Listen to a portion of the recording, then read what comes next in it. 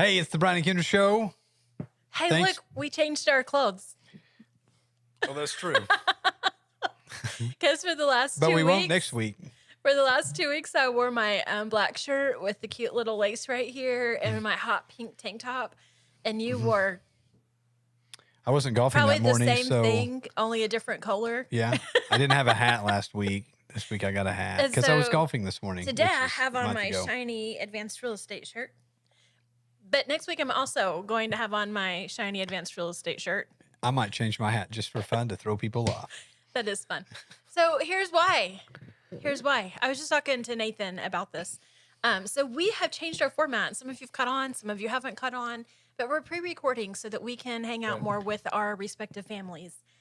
Brian said more pool time, and there's a little bit of truth to that. I kind of like golfing. More golf time. So Do I need more of that, though? we do need more of that. We Yes. need more time. Man, we love being with you guys and we love what we do, but we also realized how much we really love our respective families and we want to be with our families. And so, or golfing. Yeah. Whatever. So anyway, so here's our new game. Our new game is like we've been doing. We record a bunch of sessions all at once. Mm-hmm. And actually, this has led us to be a little bit more prepared, which I love. Thank you, Nathan, for helping me to do that.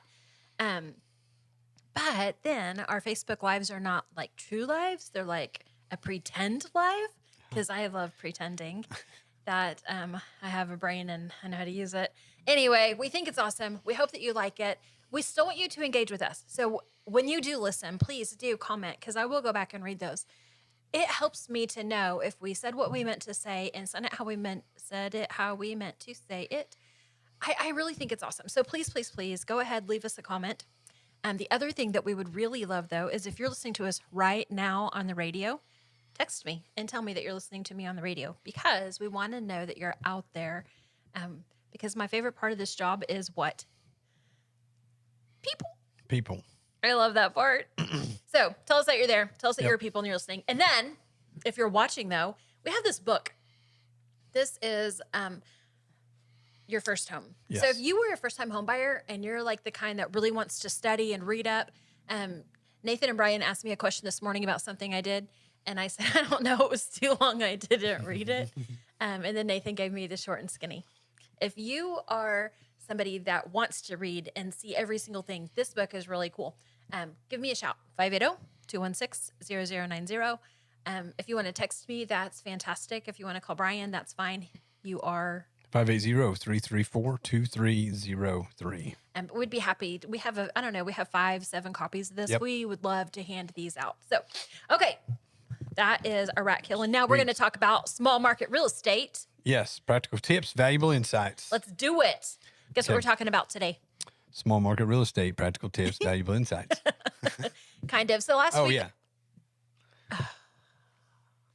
I wanted to say this. Okay, go ahead. Okay, just kidding. I just didn't know you were going to get so excited, and then I didn't know what to do. Last week, we talked with Chris Castor, Yes. and we talked a little bit about Thunderbird, Drone Festival. which I think is tomorrow on the 28th, Should be 25. the 25, yeah. Is that right? I bought- Awesome. I'm going to buy my wife tickets for her birthday to the Drone Festival. Oh, she's going to love that. Your wife's birthday is 8/25? Yes. Weird, because that's the first day of my birthday month. Yes. That's how I remember it. All right, so Drone Festival, don't forget that that's coming up tomorrow and the next day.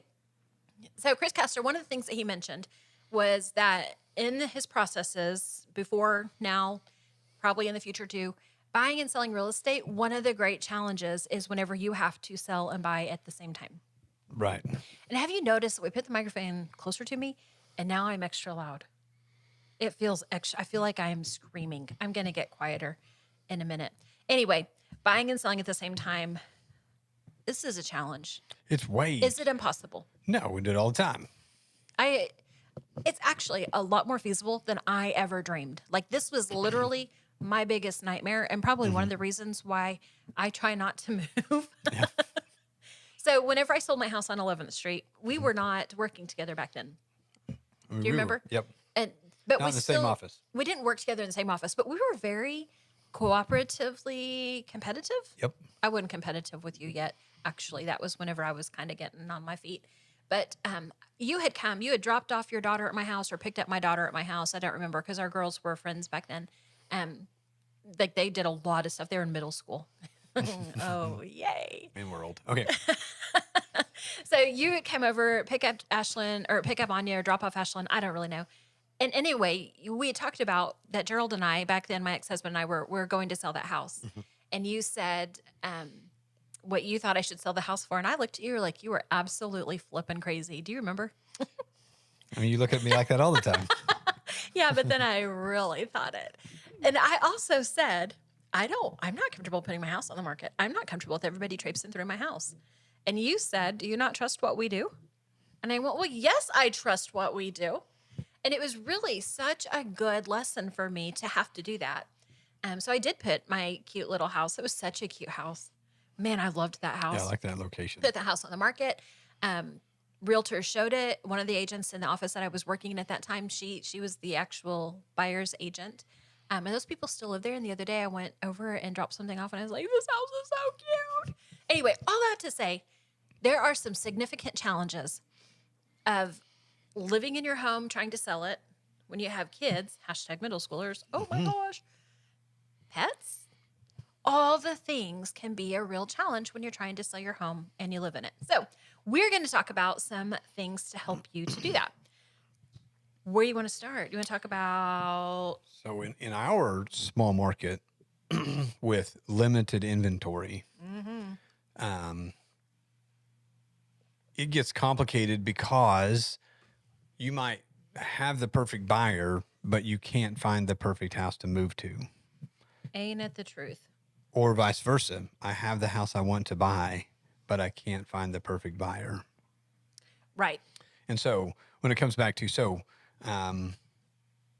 just making that move, sometimes it is a pain and pleasure style mental move. So the pain of living in this house has to be greater than if you're going to lose to make the move. There's got to be that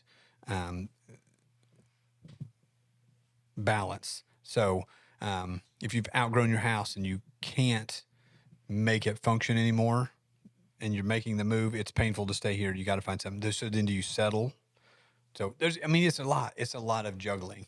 And so when we start that deal in Woodward, America, I would start sooner than later.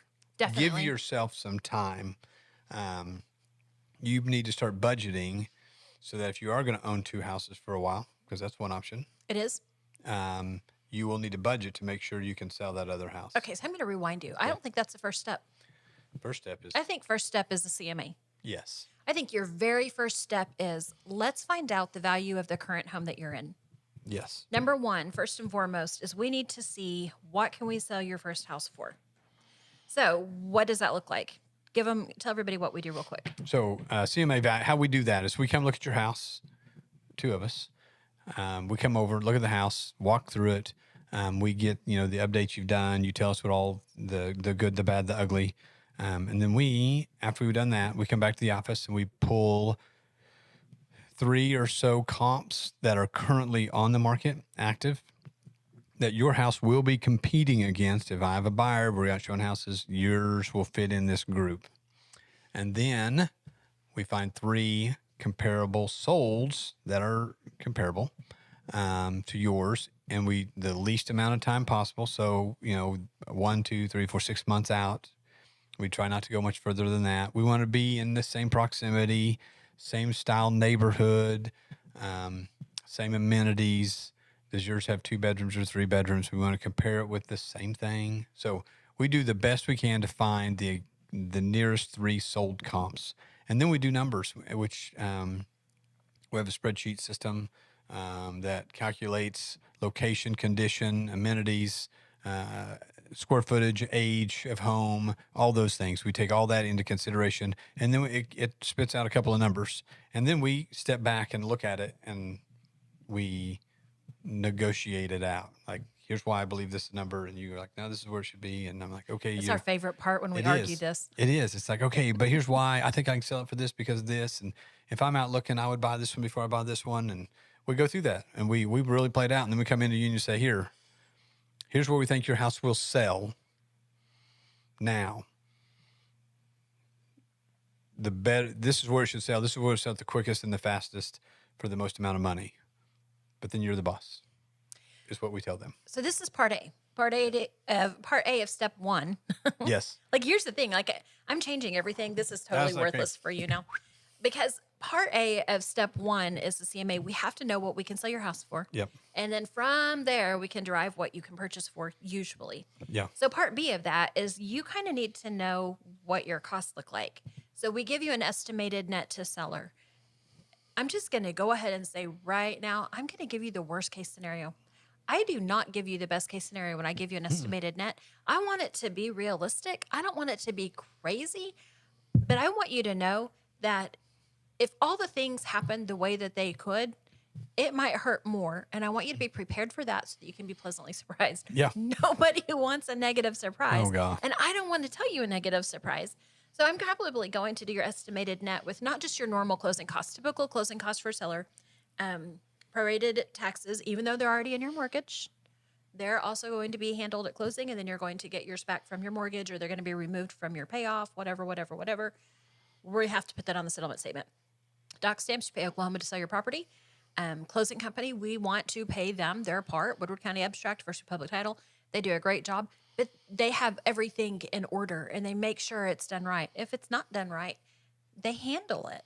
That's super stinking important. They know their jobs just like we know our jobs. Let's let them do it. So $250, $200, something like that. I'm going to give you all of those commission.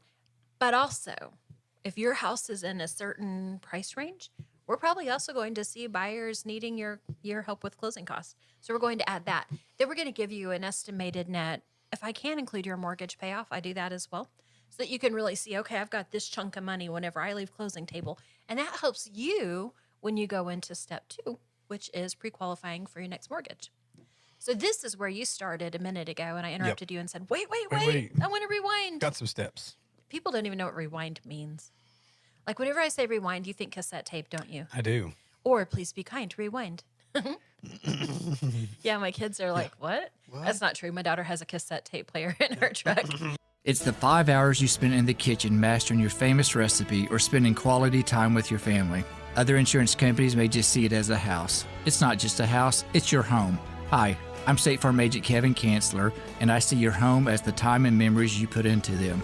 I understand what your things really mean to you, and I'm here to help give them the protection they deserve. My office is located on the corner of 13th and Oklahoma in Woodward, or call me at 580-256-2216 for your home insurance today. On Point Land Survey can take care of all your residential, commercial, and industrial survey needs. This family-owned and operated business proudly serves Northwest Oklahoma. These lifelong Northwest Oklahoma residents with over 22 years of experience are ready to serve you with the latest equipment and capable trucks to get your job done. Call On Point Land Survey today at 580-256-6757 or stop by 1918 Main Street in Woodward, Oklahoma, or visit their website at onpointlandsurveyok.com. Professional, trusted, local. Okay. So anyway, here we are. Step 2, pre-qualify for a loan. Because this is what you were saying. What would be beautiful is if you're able to afford to purchase your new home while you still in your second home, get moved, put your house on the market. We believe small market real estate, here we are again, Woodward sells good vacant.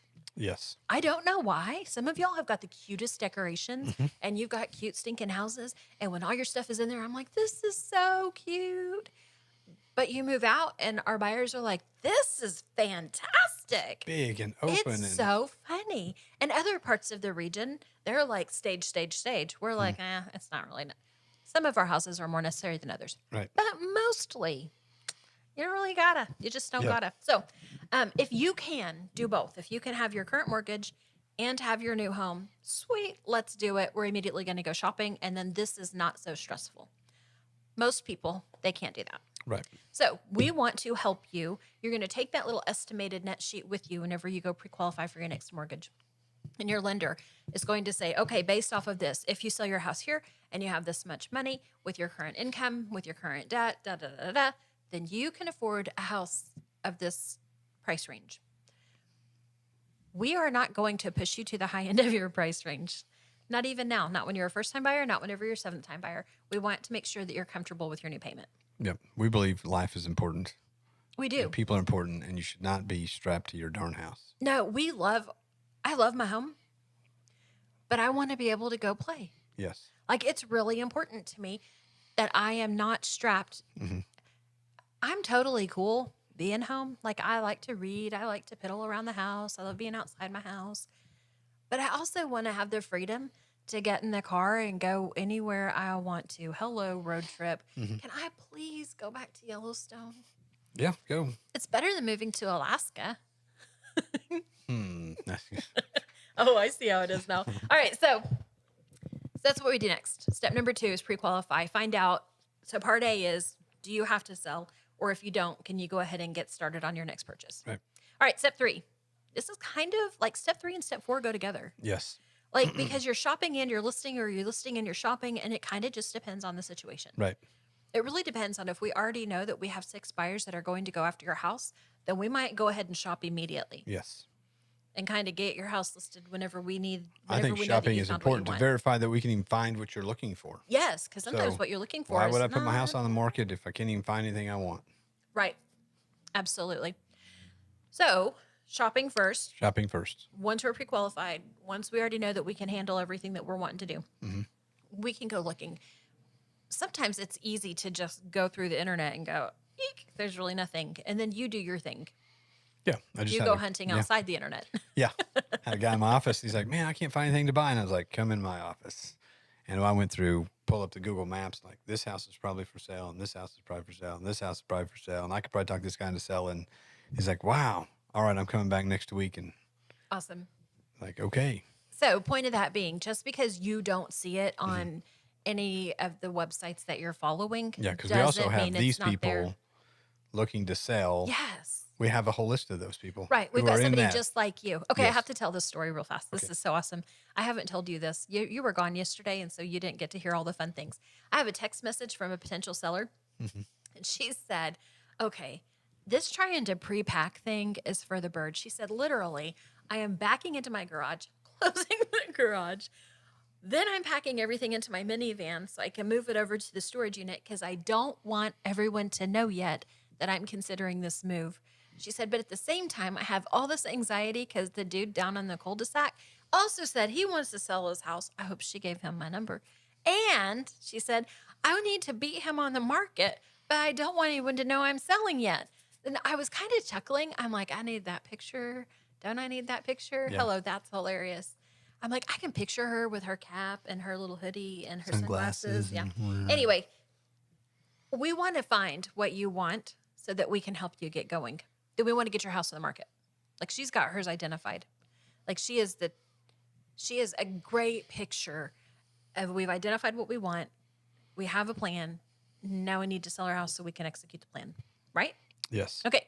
So what does the listing process look like? So, step 1, CMA. Yeah, that was easy. Yes, But and what then- comes next? Then it's that we prep our side because we want your house to hit the market in its best light. So we come over and make sure you pre-packed correctly. Do a 1 through, make sure everything's ready. And then we hire a professional photographer, and we have a amazing virtual tour camera that gives you a full tour of the property, that you can walk through the property. I love them. I love that system. I love the virtual tour. And we throw around all these horrible names.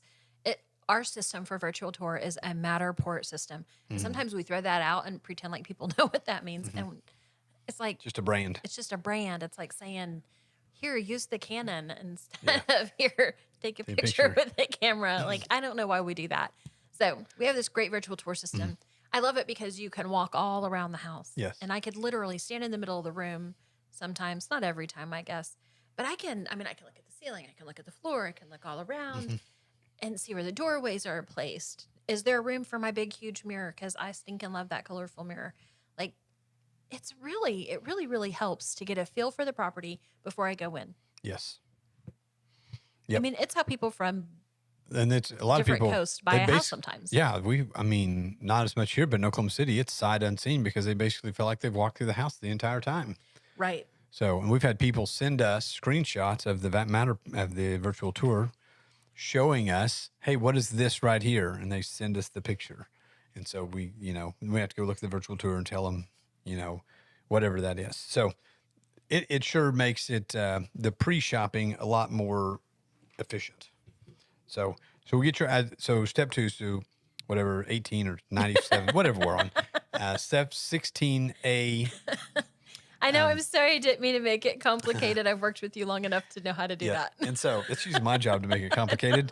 And so after we get your pictures and the virtual tour, and then we prime it for the market. So sometimes we do a quick video and tease the market, which gives a little bit of anxiousness to buyers that are sitting out there waiting. So we send it out. We send it out to the people that we're looking for. So buyers that have said, "Hey, find me a house." We send it to them. Like, "Hey, here's one that's getting ready to hit the market tomorrow." We have 24 hours to get it on the market once we sign the listing agreement. And so we kind of get all that out there, and then we put it on the market, which means we have a listing agreement signed that says we're going to take care of you marketing your house. We get it spread all over the internet. We also share it with the other realtors in town. I'm glad you said that because I wanted to talk about that. One of our agents yesterday, we shared it with the other companies that meet. So there's a group of us that meets every Wednesday morning. All of the local agencies are invited, but they don't all come. And one of the agents said, "Man, I wish I could see this one house listed with so-and-so." And I get that. So I think that this is a huge service for our sellers. Yes. So we literally make a tour of new listings. And every week we go around and we look at all the new listings. So yesterday there was just one on the list. And there was a huge group.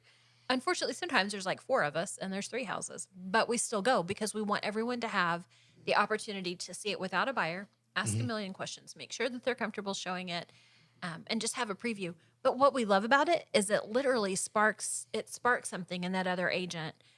It's like a spark plug, right? Yeah. It gets the engine going. So then the agent goes back to their office. They call the buyer and a lot of times they'll tell me before they leave, they'll say, "Hey, I'm probably going to want to schedule this afternoon." And I'm like, "Cool. What time? Tell me when. We'll get it on the books now." It's so great. It helps it's a true preview, but it really gets the ball rolling with a buyer. So there's that. What's next? So pictures, internet, put it online, do the tour, and then it's Game Woodward. on, buddy. Game and on. It goes So everywhere. it is one of those things. If it doesn't sell quick, It may not sell. all of the buyers, they're sitting in the queues on their marketing systems and on my whiteboard and their whiteboard. And those people don't buy it within a week or 2. Now we're waiting for the new buyers. Right. The new people moving to town, the new people entering the market. That's what we're waiting on. Sometimes that is very cumbersome and time takes a lot of time. And so that's when we start it's price adjustment. Somebody shows the property and gives us feedback and says, "Hey, if they would mow their grass, it would sell quicker." And then we refer that to you and say, "Hey, here's some things you could do to your house to help it sell quicker. Paint the purple door yellow, and then we'll be in good shape." That's right. You're welcome. And then that way, there's things that we give you tips to help sell it quicker. We try to get all that in advance, but sometimes the other agents and their customers point out those things better. Sure. And then it's price adjustment until we get it sold. So while we're doing this, when we feel like we have so after we get this listed, the next step is the buying. So option 1 is go ahead and buy it. Right. Option 2 is buy it contingent on selling your house. So let's talk about contingencies. And you might be getting a contingency offer on your house as well. Right. So we really want to navigate in a really quick way what that means. So there's 2 different types of contingencies.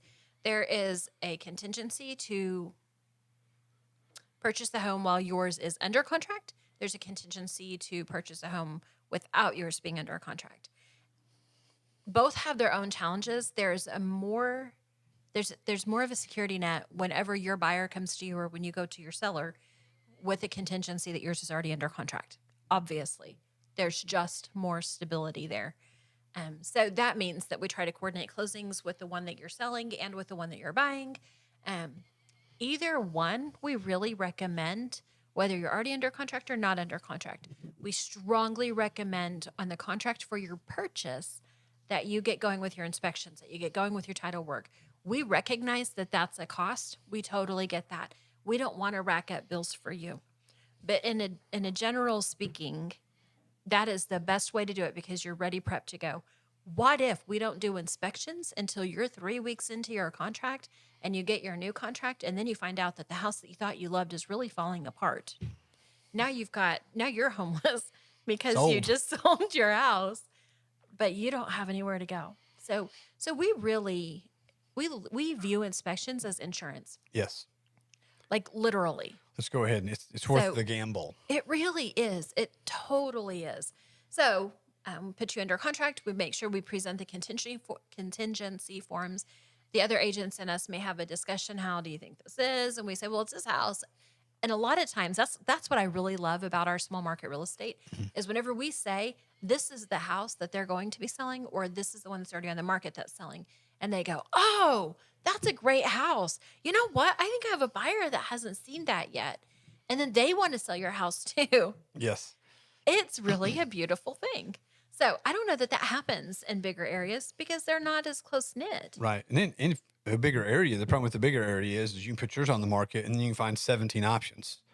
So you go ahead and list your house because you have 17 options. Right. And so once it gets sold, you go out and Now one of these 17 notes. Here we got to be very Strategic. very strategic. So Okay. the So contingency is a great thing. It protects you if it all falls through. You can get your money, yes. deposits, and earnest money back. It protects you. When you go to sell your house, it also gives you the comfort that, hey, I've got a buyer as soon as they sell their Right. property. So the contingency without selling your home, that one is a little bit less stability.